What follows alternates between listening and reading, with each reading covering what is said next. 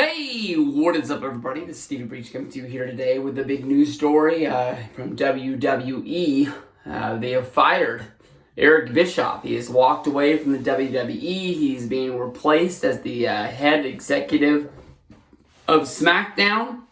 This is only 4 months after him and Paul Heyman took the reins. There was a lot of people, much like myself, who honestly thought that this was one of the best moves that WWE can make. When they brought in Paul Heyman and Eric Bischoff to run their brands.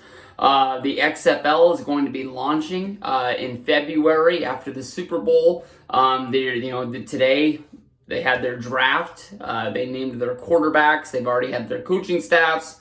Vince McMahon, going to be running the league. He's going to be very hands-on with television. He's going to be very hands-on with the rules. I don't really know if Vince McMahon is going to be very in charge of the on-the-field product. I don't think he's going to be going out there and running linebacker drills or anything like that. He's going to leave that up to his coaching staffs. But there's no doubt in my mind, you can go back and listen to the Bruce Prichard podcast talking about the XFL that came out shortly after the XFL 30 for 30 last year, and learn a lot about the fact that, basically the week that the XFL launched, Bruce Prichard found out that he was going to be doing double duty. He was told that basically they were not going to be involved with the XFL, and then all of a sudden, Vince calls and says, "Hey, you want to come with us? It's going to be fun."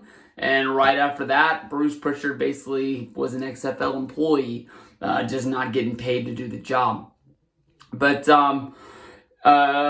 word came out from people that were involved at Smackdown that Eric Bischoff was on the job. He was at all the episodes of Smackdown. When you listen to the Eric Bischoff podcast with Conrad, basically Eric knew what was going on. He did not take a lot of the credit for what was going on with the show, basically saying that, kept on sort of saying that, he wasn't doing anything, and then word was coming out from wrestlers through, like, the Wrestling Observer and things that, they would always see Eric Bischoff, in catering, but he never seemed to be really involved with, going over the show or going over promos. He just was there in catering, not doing much, so I don't really think that Eric Bischoff took the job not thinking that he was going to do anything.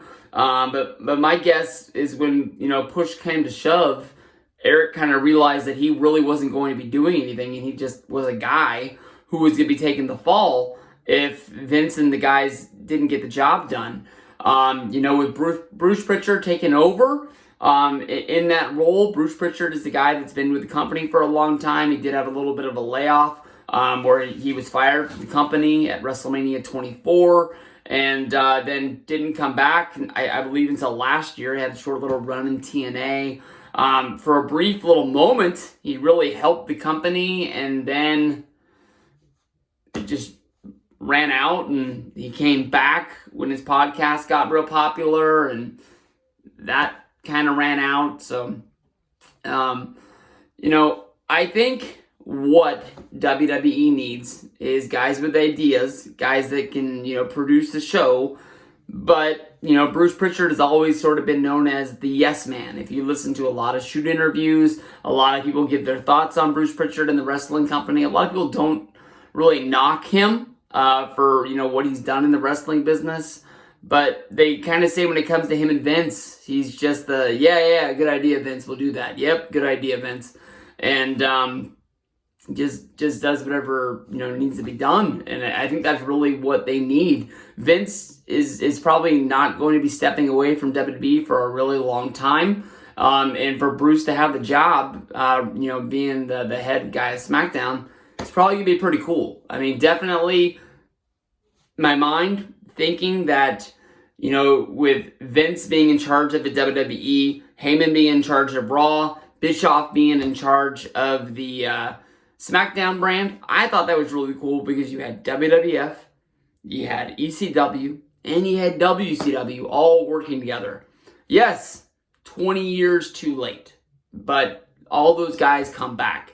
This move honestly reminds me a lot of when Bill Watts came back to run WWF. I believe that was around the time that Vince was dealing with all the steroid stuff, that if Vince went to jail, Bill Watts would sort of run the company for him while Vince was gone. And Bill Watts kind of figured out after a few months on the job that he really wasn't doing anything, and he didn't have any stroke. He kind of was just there, and Vince was running everything. And I think he quit, and just because it wasn't worth his time. That's what this really boils down to in my mind. So we'll see how this pans out. I mean, for me, on the outside looking in, the SmackDown draft doesn't really make it look like it's going to be the A show in my mind. I think that honestly, they're going to try their best to push those 2 hours on Fox. But I think from the outside looking in, SmackDown is going to be the same show with the same stars on a different network. That's about it.